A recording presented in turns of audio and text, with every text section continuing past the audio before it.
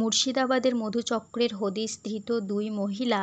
এদিন মুর্শিদাবাদের বহরমপুর থানা অন্তর্গত কদবেলতলার এলাকায় দুজন মহিলাকে সন্দেহজনকভাবে গ্রেপ্তার করা হয়। তাদের দুজনের নাম বিলকিস খাতুন ও ঝুমা বিবি। দুজনের বাড়ি নদিয়া জুগলই থানা এলাকায়।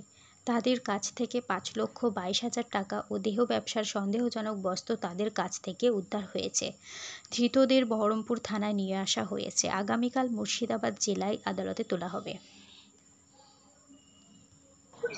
হ্যাঁ, আজকে এখানে একটা ইনফরমেশন পেয়েছিলাম যে কিছু মাইনর গার্ল এখানে রয়েছে, কিন্তু দুর্ভাগ্যবশত আমরা এখানে এসে মাইনর গার্ল পাইনি।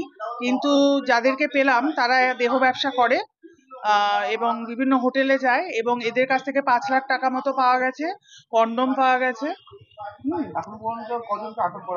এখনো অবধি 2 জন আছে এখানে, কিন্তু আমরা যাদেরকে টার্গেট আমরা করেছিলাম তাদেরকে আমরা এখনো পাইনি, লোকেশন পাল্টে নিয়েছে।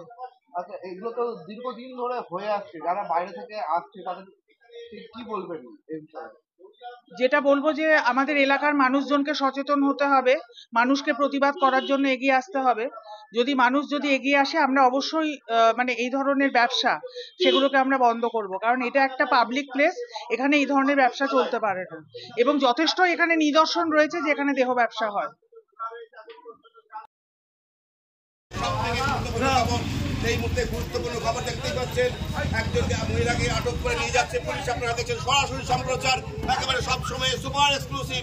বড় ধরনের র্যাকেটের সন্ধান পেলে পুলিশ, আপনারা দেখছেন সরাসরি সম্প্রচার। এই মুহূর্তে বহরমপুরের কদবেলতলা থেকে আটক করে নিয়ে যাওয়া হচ্ছে এক মহিলাকে। উদ্ধার হয়েছে 5 লক্ষেরও বেশি টাকা। এখানে চক্রের আসনগ্রস্ত সেই অভিযোগে অভিযুক্ত মহিলাকে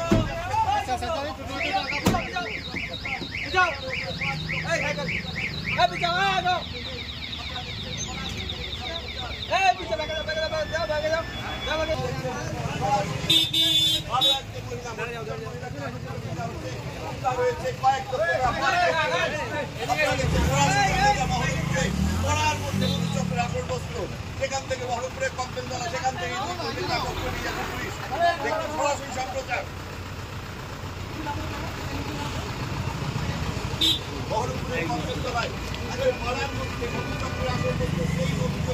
আরে দাদা, একটু করেন না আপনি।